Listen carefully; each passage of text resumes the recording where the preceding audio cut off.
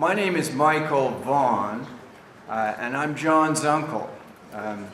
His parents, Peter and Carol, have asked me to act as Master of Ceremony, which I'm honored to do. We have gathered together here today in this room at this time to remember Johnny and what he meant in our lives, and to share some of those memories together. You have in front of you a program that Carol prepared, and we will follow that program. And so I want to welcome you.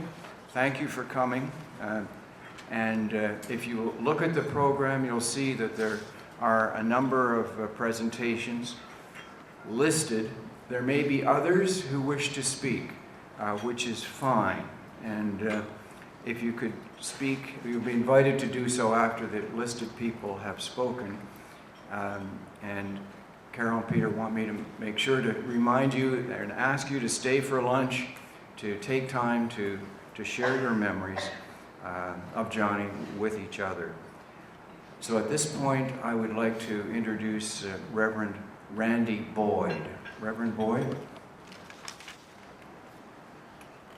There is a mysterious power that animates every living thing. A mysterious power that sustains what we call life. Some of us call the source of life this mysterious power God. Some of us prefer another name, eternal being, or creative force, or spirit of life, or simply love. Yet we feel this mysterious power at the center of our unique beings. We experience it through the changes of our individual lives. We see and sense it at work in the life and changes of every other living thing. Like a flame passing from candle to candle, this mysterious power passes from being to being and from generation to generation. This mysterious power is the unity of the whole of creation, past, present, and future. There is a mysterious power that animates every living thing, a mysterious power that sustains life through the unending cycle of generations. In honor of this mysterious power, we light a candle.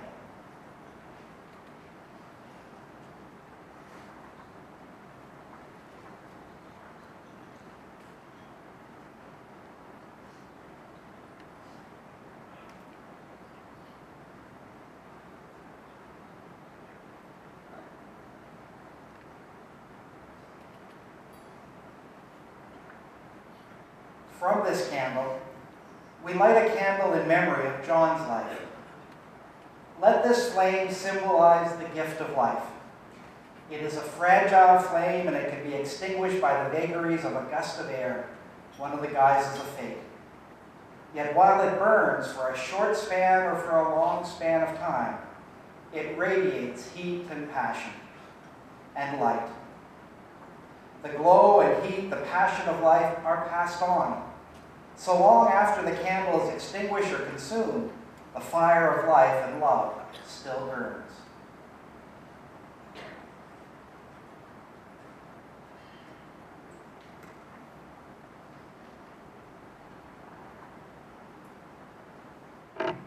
John Peter Alexander Rusak was born on February 4th, 1985 in Thunder Bay, Ontario, the son of Carol and Peter Rusak. He went to Hyde Park, Kingsway Park, and Fort William Collegiate before working at Duchac's Recycling. He then headed out west to work with Clean Harbors as a catalyst maintenance technician, a career that took him all over North America. John enjoyed travel with trips to Aruba, Mexico, and Thailand. And he was an accomplished athlete, excelling at many sports: hockey and baseball, snowboarding and golf.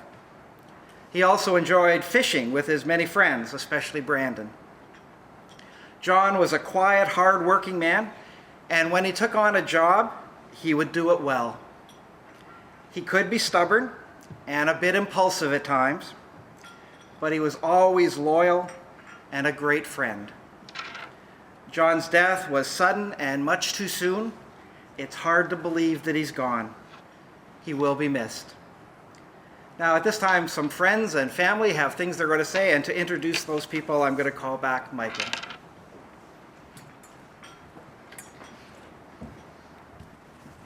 Yes, if we could go back to the agenda which you have, the first person to make a presentation is Jake Donatus. Jake?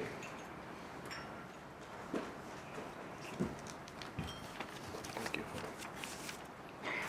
Hello, everyone. For those of you who don't know me, my name is Jake Donatus, one of Johnny's lifelong friends. John and I first met in SK at a High Park school where he offered to share his coat hook with me on my first day at school. We've been great friends ever since. Growing up involved in everything you can imagine. Hockey, baseball, basketball, golf, snowboarding, just to name a few of Johnny's favorites. You name it, Johnny had done it, and there was a good chance he was good at it. Let's not forget our skater days that we all remember, with our long hair, baggy clothes, skateboards that we would carry more than we would ride. And like all boys, we did occasionally find ourselves in a little hot water from time to time. For example, when Johnny and I wanted to spend the night in one of our snow forts, so we thought it'd be a good idea to build a fire inside to keep warm. That didn't last very long. Or when we were about 7 or 8 and we wanted to express our creative side and build bombs from scratch using old light fixtures and strings and WD-40. Or we smoked ripped up pieces of paper from one of John's many pipes out of his pipe collection. This is before John discovered tobacco. We also went to the bar together for our very first time back in the day, and we took the city bus. That was all part of learning and growing up. I also had the pleasure of going to Aruba with Johnny in November of 2011 and went houseboating just last summer on Lake of the Woods. John was always lots of fun to be around, and we'd always be thinking of the next great trip we could go on. I have so many great memories and stories of Johnny that I could stand here talking about him and how funny he was and the silly things we would do together. But we'd be here all day. There's 3 qualities that come to mind when I think of Johnny. 1, loyal. John was truly a loyal person and friend. He cared so much for his friends and would do anything for any of us, no questions asked. Sometimes not thinking what that may entail or what the consequences might be, but always just putting his friends first. Generous. Whether it was picking up a tab or paying for the cab, Johnny was always first to say, "I got this." He would literally give you the shirt off his back or the last dollar in his pocket if someone needed it. That is just the type of guy Johnny was. Number 3, full of life. Johnny definitely lived life to the fullest, not holding anything back. It's safe to say he lived every day with no regrets. If he wanted to do something, he would have done it. He always wanted to have fun and wanted to make sure everyone he was with was also having a good time. He had a good balance of hard work followed by good times with good friends and co-workers on his days off. In one of the last text messages I have between us, Johnny said, "I work to live. I sure don't live to work." This is proof to me that John lived every day to the fullest. It's really hard to believe we are here to say goodbye. The Johnny that I know wouldn't want to see his friends and family upset. So let's do our best for Johnny and show him our strength and remember the good times we have all shared with him. A couple words in closing to my dear friend John. Even though I may not see you for a while, you will be in my heart and my memories forever. And we will remain friends for eternity. I'm going to miss you lots, Johnny. I love you, my friend.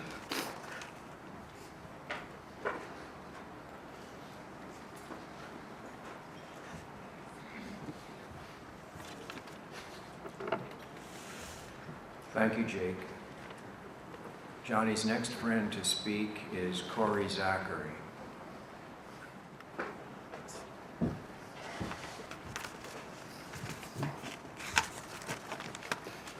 All right, hello everyone. For those of you who don't know me, I'm Corey Zachary. Johnny and I have been best buds since grade 1 when I arrived at Hyde Park School. Just want to thank everybody for being here today. It really means a lot to the Rusak family, myself, and Johnny's friends. My heart hurts to say goodbye to one of my best friends and mentors that I love deeply with all my heart. I have a lifetime of special memories with my friend John. Living only 2 blocks from one another growing up, our plans always included each other from start to finish of whatever wild adventure was in store that day. We were inseparable along with the boys. We did everything together. Our younger years consisted of sleepovers, making snow forts, scrub hockey games, and pretty much every competitive sport we could challenge each other to. We would bike to the Cam River with our fishing rods, to the complex to swim, or just to our buddy scooters for some N64.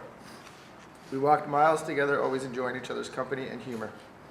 The bond we shared was special. He always took care of me and always looked out for me, whether it be driving me where I needed to go, buying me lunch with McJohnny's, or backing me up at the bar because John was always there, even if I just needed to talk. John gave me the confidence I have today to stand your ground and be yourself. He was like an older brother you can count on. In fact, he shared a great relationship with my younger brother, Adam. Ian's younger brother, Johnny, and Joe's younger brother, James. Johnny loved being with his friends. He was a guy's guy. And anywhere he could, he would want to spend any time he could with us. He was a true wingman, up for any adventure at any time. Our high school years were a blast. Johnny and I would walk to and from school every day together. You would think we'd run out of things to say, but we never did. In grade 9, we joined the high school basketball team at FW, and we ended up winning the city championship. Being so familiar playing sports with each other our whole life, it gave us great rapport on the court. When Johnny got his acclaim, the real fun started. Our journey together graduated to a whole new level. We were big kids and we were mobile. John was just pumped to be on the road. He was always really generous and helpful if you ever needed a ride. He was someone you can count on, always. After high school, nothing had changed. We all hung out just as much. We still talked regularly and maintained an amazing relationship. I'll never forget the surprise birthday party Crystal threw me, and Johnny was in on it. I do believe he referred to this as when the schnare got schnared. The night was hilarious. Jake introduced a porcelain hand, and by the end of the night, the thing had no fingers. I'm pretty sure Jake woke up the next day with fingers in his pocket. This past summer, I married my beautiful wife and soulmate, Crystal. Johnny was part of our day by being a groomsman for me and came to Thunder Bay for what worked out to be almost a 6-week vacation for my wedding and festivities. John was very special to my family. My wife and John were buds. Their friendship developed naturally about 9 years ago when John's typical snare jokes chirping my wife, who was my girlfriend at the time. She took it like a champ and she was in. They were buddies ever since.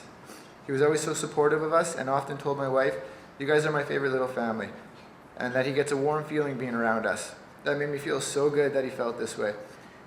With Johnny's last visit to Thunder Bay to be in our wedding, we were privileged and so lucky to have been able to spend a lot of time with him. For my bachelor party, we rented a houseboat and hit the lake for 4 days. He had the time of his life. We all did. Man, it was amazing. The memories we all have with John on that trip will be everlasting. Johnny developed into a very hardworking, dedicated man with an extreme urge for adventure. He began to travel the world with many of his friends, broadening his potential and horizon even more. Moving on and out west in his journeys, Johnny relocated with Jesse and started working in Edmonton, where he had a lot of success.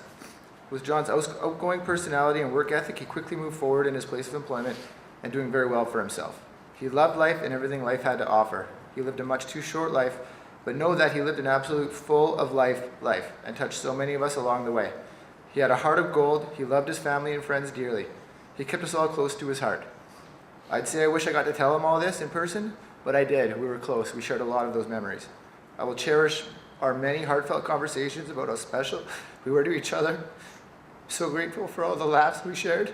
Nights I don't remember with my friend John, who I'll never forget. I love you, John.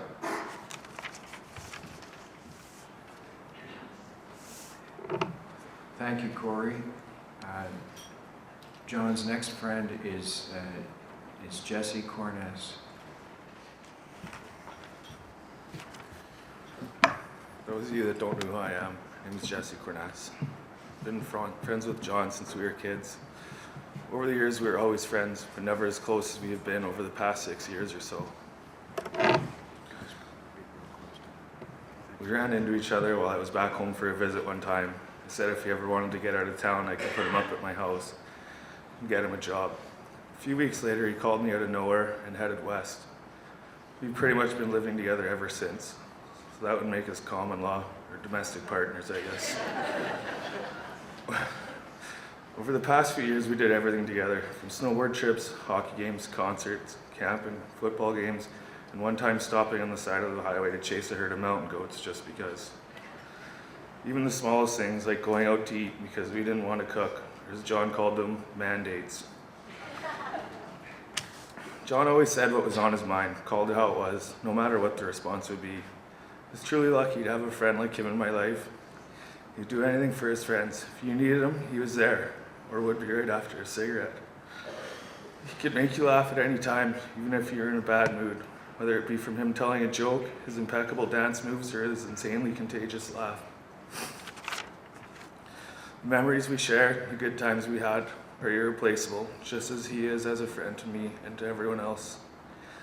You have no idea how much he meant, not just to me, but to everyone in your life. You may be gone, but you'll never be forgotten. I love you, Brute.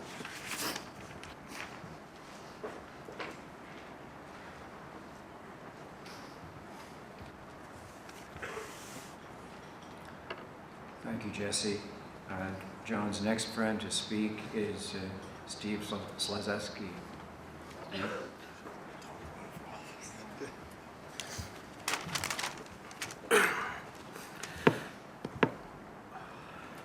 Hi, my name's Steve Skozlowski.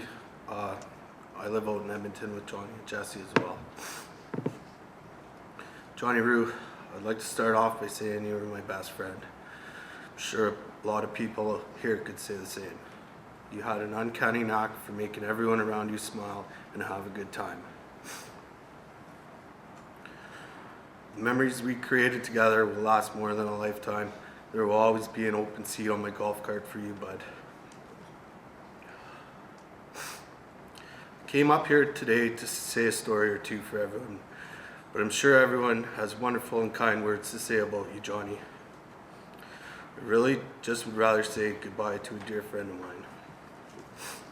Thank you to everyone here for coming out to show your love for Johnny. You obviously made an impact in each of your lives, and it's very hard to imagine our lives without him.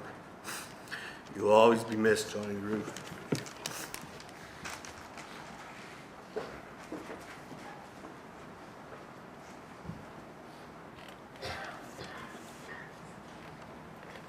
Thank you, Steve. The next person to speak will be Johnny's aunt, Patricia Vaughn.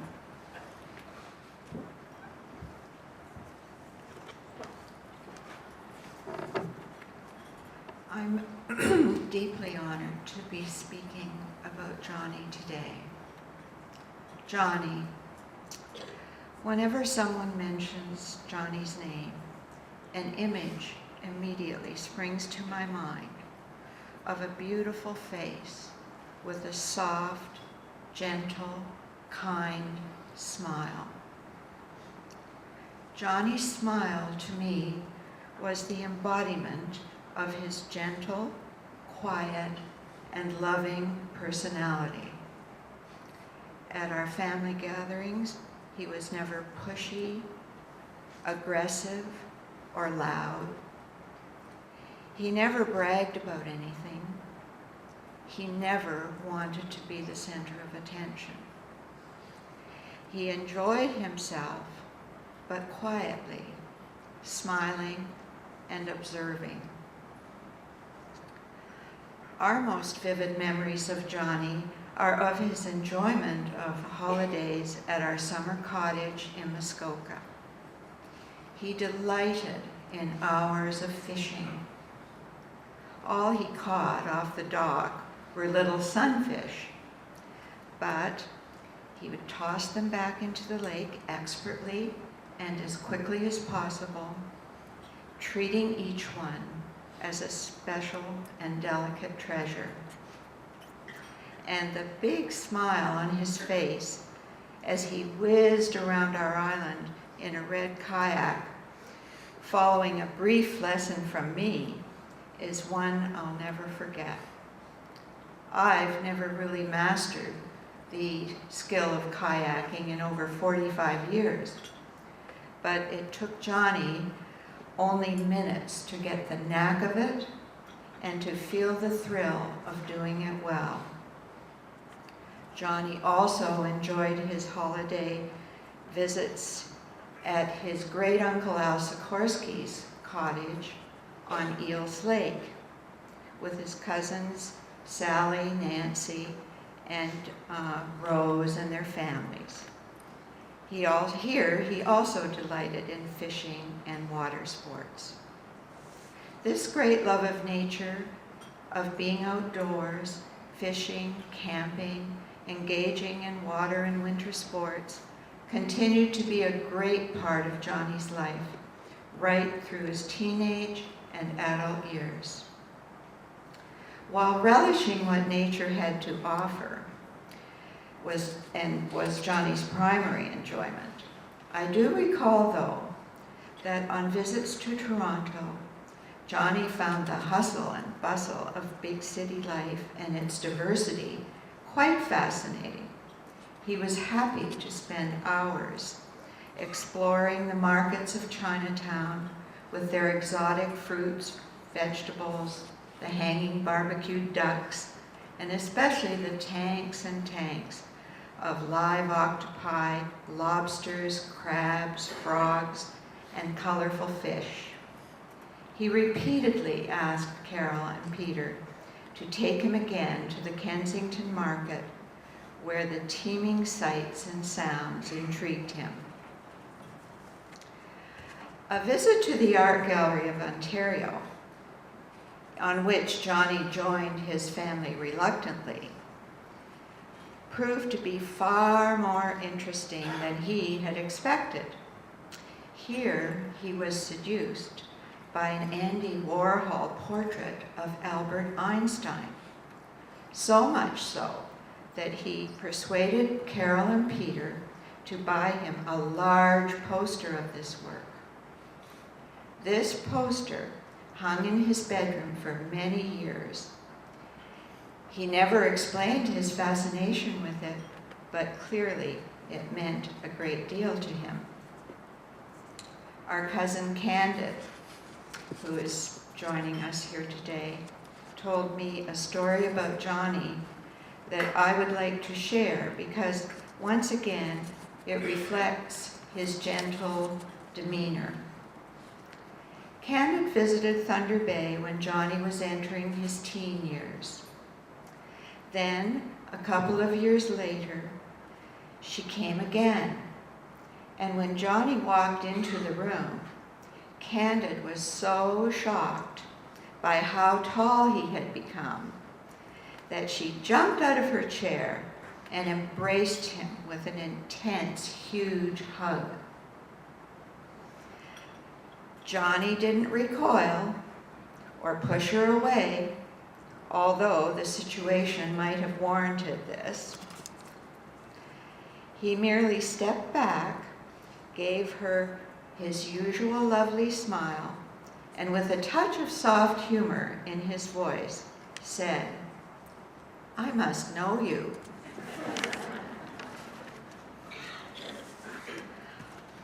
All of us in our geographically far-flung family, the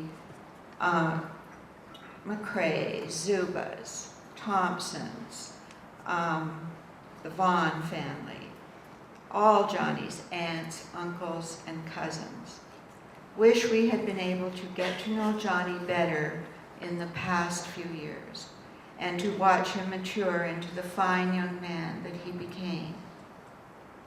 We deeply share Carol, Peter, and Amy's great pain and sorrow at his untimely passing. But his soft, gentle, and kind smile will be with us always. Thank you.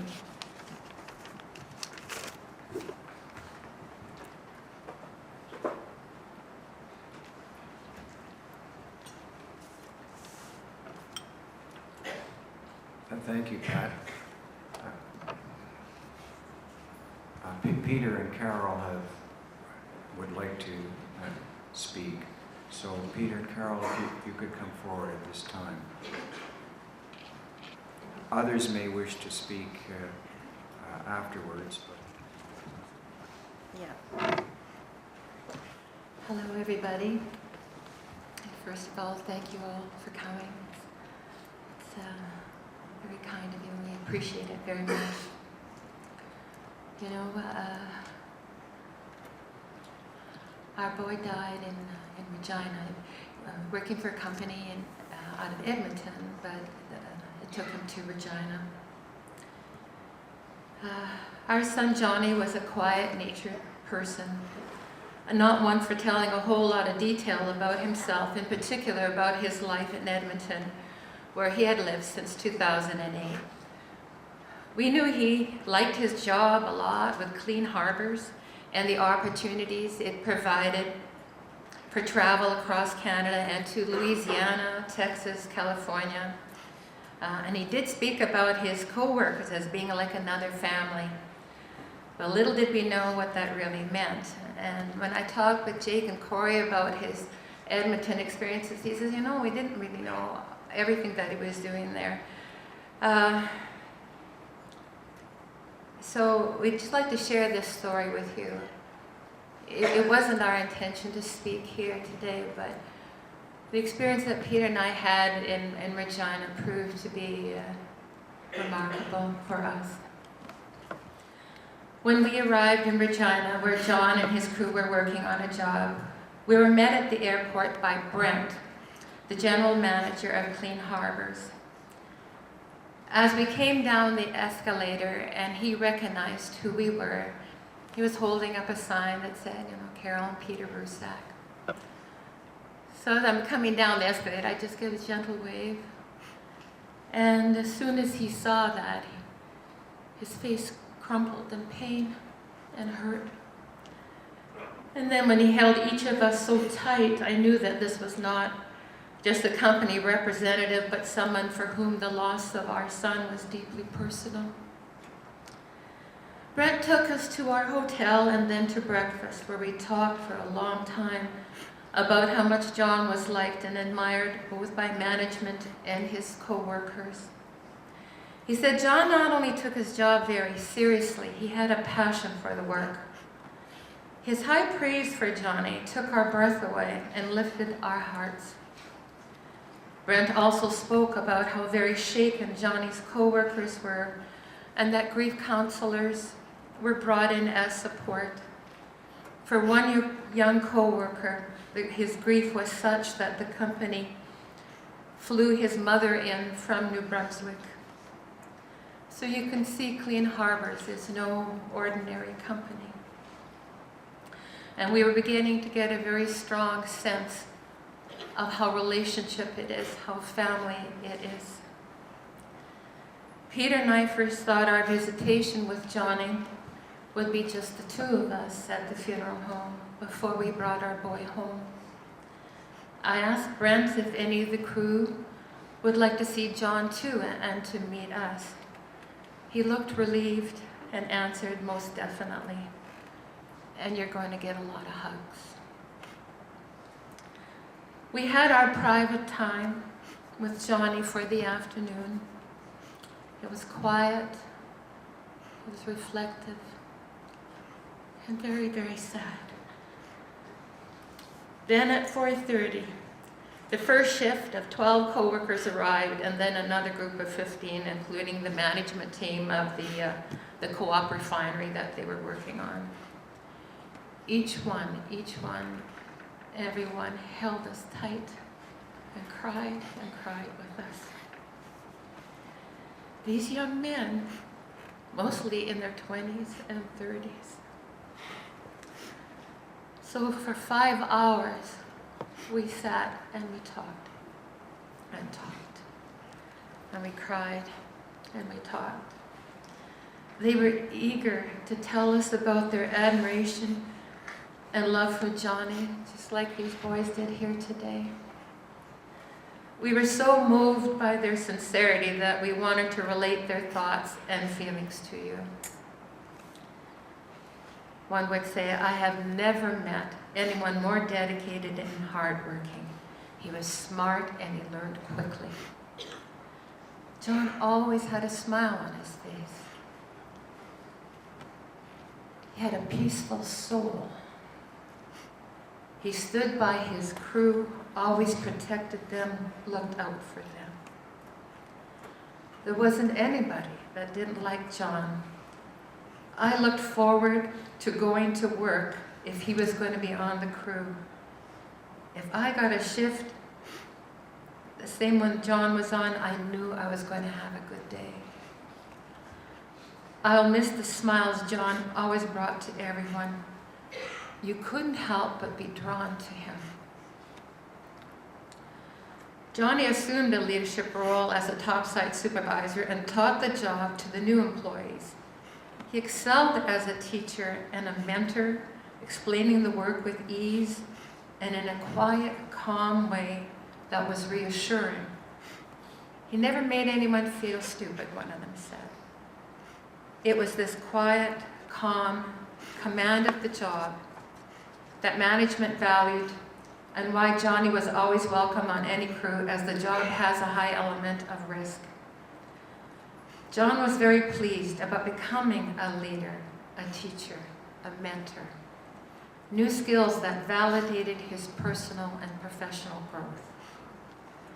One of the supervisors said, "You can be assured that you raised a really fine son. A great young man who will be deeply missed." One of the new crew, one of the young guys said, "Be proud of your beautiful son, as he is what many of us aspire to be in life. He was an inspiration, and I hope I can become 1/10 of the person that John was." Johnny, we are very happy. You were our son, and we are grateful to the leaders and crew of Clean Harbors.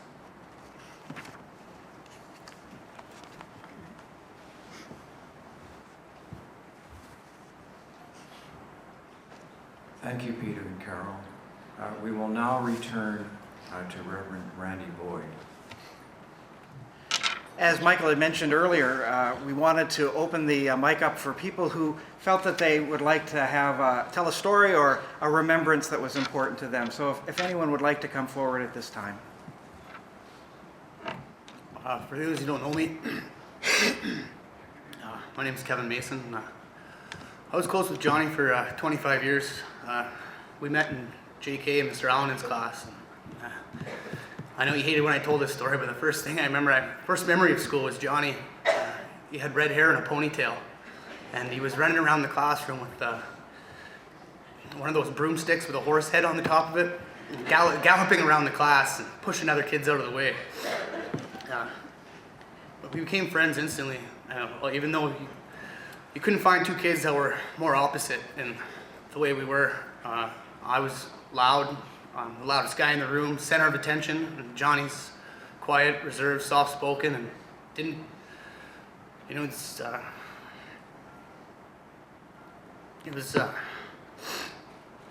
when we got together, it was like an unstoppable force meets an immovable object. To say sparks were going to fly was a bit of understatement. Sometimes it was more like a full-on fireworks display. We always knew how to have a good time, and he was always there for me through the good times and through bad times. I went through some of the worst times of my life, and Johnny was there helping me through it. And it was one thing I always remember is I'd get angry or I'd get getting upset, and John would just look at me and he'd go, "Woo-saw, Mason, woo-saw," and I couldn't be mad. I couldn't be angry after that. The feeling would subside just by looking at him and just by seeing that grin on his face. Being, he was a calming, a guy that could calm you down, a guy who would talk a lot of sense into you, and his guidance and his words of wisdom, I really took to heart when he spoke, and he told me things, and it really meant a lot. And he was a guy I confided in, and I looked for advice, and I'd call, and I'm gonna miss him, and I'm gonna miss you, Johnny. It's sad to see you go, man.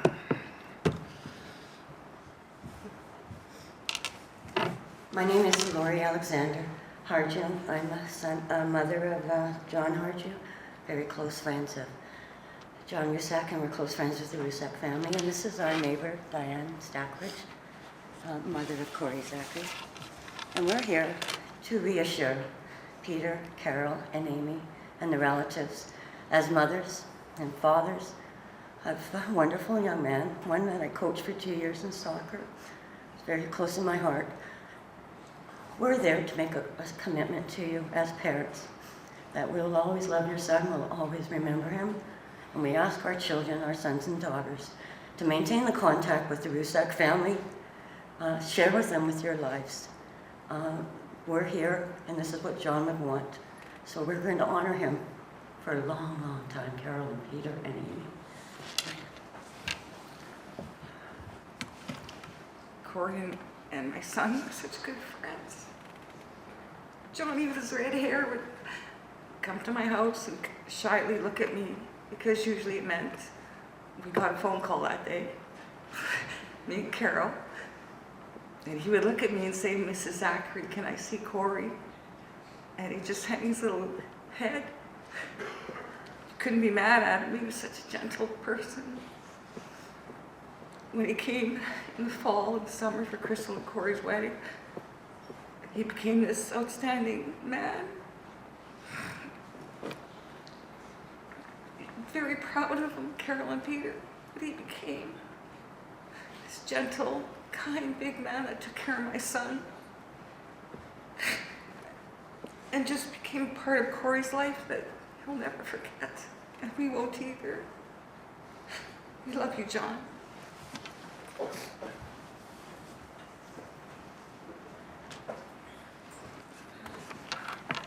Any other recollections?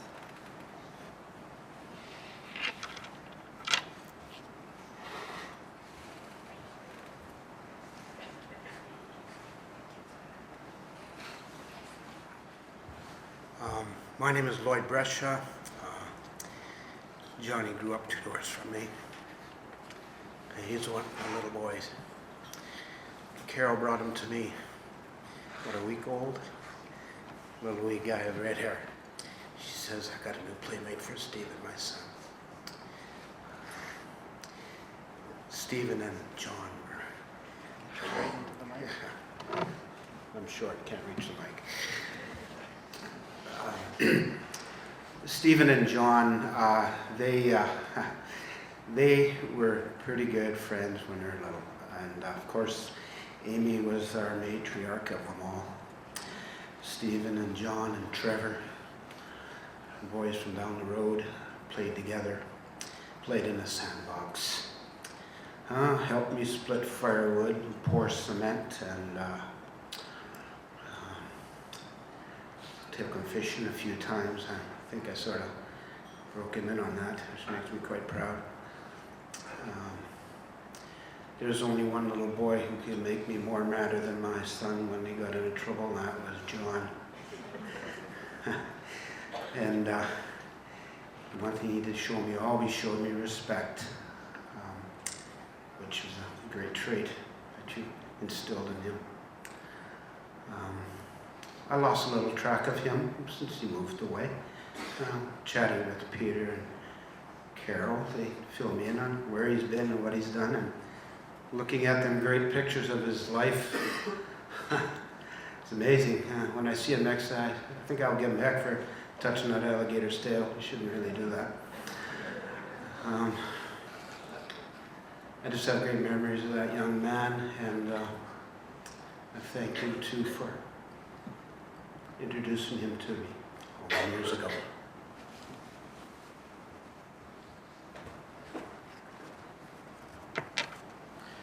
Anyone else?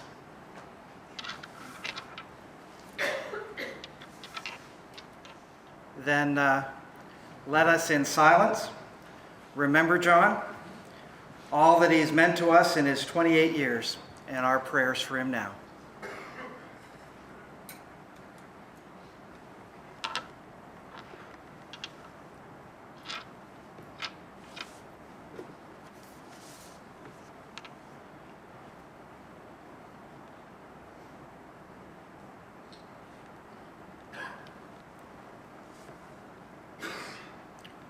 Amen. We gather today to remember John Rusak, to give thanks for the gift of his life and all that it means to us, and to mourn that he has died much too soon. We gather to say goodbye to someone we have loved and now lost. And so we gather with saddened hearts. For although we know that death is inevitable, the grief we feel is always deep. At times like this, we consider the meaning of life and the awful reality of death. We seek counsel and search for some way to understand the mystery of life and its ending. The naturalist Lauren Isley tells the story of hiking in the woods one day when he came upon a terrible sight. He saw a large raven with a small sparrow squirming in his beak. And all around the raven there were other sparrows screeching and out in protest, crying out in some common instinctive misery, unable to attack the much larger raven, yet aroused and sighing, unsettled by the death of one of their own. We know that feeling. We too today cry out in protest of death. We protest the unfairness of what has brought us here today. In his article, The Judgment of the Birds, Isley writes, "The blackbird at the heart of life sat on there, glistening in the common light, formidable, unmoving, unperturbed, untouchable. He was the bird of death. But then the sighing died, and it was then I saw the judgment. It was the judgment of life against death. For in the midst of the protest, they forgot the violence. There in the clearing, the crystal note of a song sparrow lifted hesitantly in the hush. And finally, after painful fluttering, another bird took the song, and then another, the song passing from one bird to another, doubtfully at first, as though some evil thing were being slowly forgotten. Till suddenly they took heart and sang from many throats joyously together, as birds are known to sing. They sang because life is sweet and sunlight beautiful. They sang under the brooding shadow of the raven. In simple truth, they had forgotten the raven. They had forgotten death, for they were singers of life and not death." John loved the outdoors, and nature tells us that death is inevitable and that it's not always fair. But it also tells us that the impulse of life is stronger. And while we may be overwhelmed by the dark shadow of death today, with our voices numb, there is within us an impulse much stronger, an impulse that celebrates life and that cannot be overcome, even by the tragedy of death. We know that our voices will once again sing, and we will praise the gift of life. Life is a gift, and we celebrate it, even though it inevitably ends in death. We celebrate the simple things. We treasure and appreciate each moment we've been given, for life can be over in a moment. So we don't have time for any regrets. We don't have time for anger, for every minute is a gift that should be treasured. And so we celebrate life as fleeting as it may be, and are reminded of those things that endure, that live forever in the heart of nature. The whisper of the wind, the refreshment of rain, the round embrace of the sky, the warm touch of sunlight, the sparkle of light on water, the comfort of those things that seemingly never change and give us a glimpse of the eternal, of life eternal. John Rusak is now a part of the eternal. His spirit endures, and he will never be forgotten. He will live on in our memories and in our hearts. His spirit lives on in us. And so we commend our brother John Rusak to his eternal home, where tears and pain are gone, where he is reunited with all those he has loved who have gone before, and where he awaits us in our day and time. We gather today in the shadow of death, and we protest that one we have known and loved is dead. But even as we do so, let us also be singers of life, because weighing life and death, we too conclude that life is sweet and sunlight is beautiful. This is our hope. This is our prayer. In the spirit of life, we pray. Amen. In remembrance of John, we now light our other candles of love and thanksgiving from the candle that we have lit from him.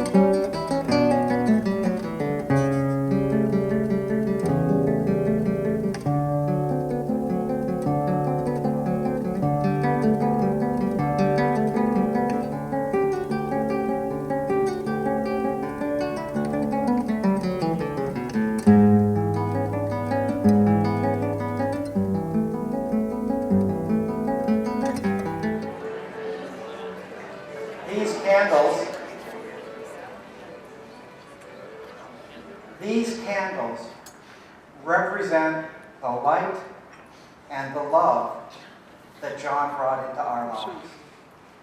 But sadly, the time has come to extinguish John's candle.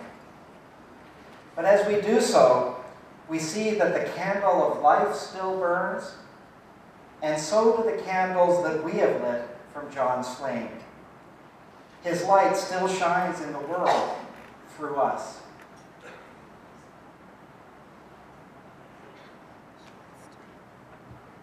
And so this is our benediction.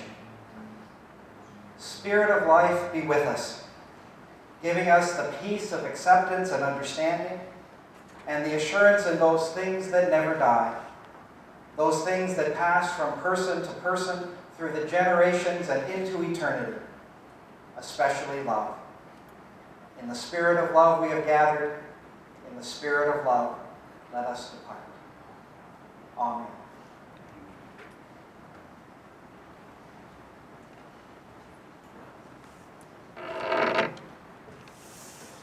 Thank you, Reverend Boyd, and thank you for all of those who came to speak and share their thoughts about John and their recollections. At this point, we'd like to invite everyone to have lunch and stay and talk about Johnny and share your memories. What will happen is that the staff will call the tables up one by one. Where is the staff? And so that's what will happen next, and so thank you.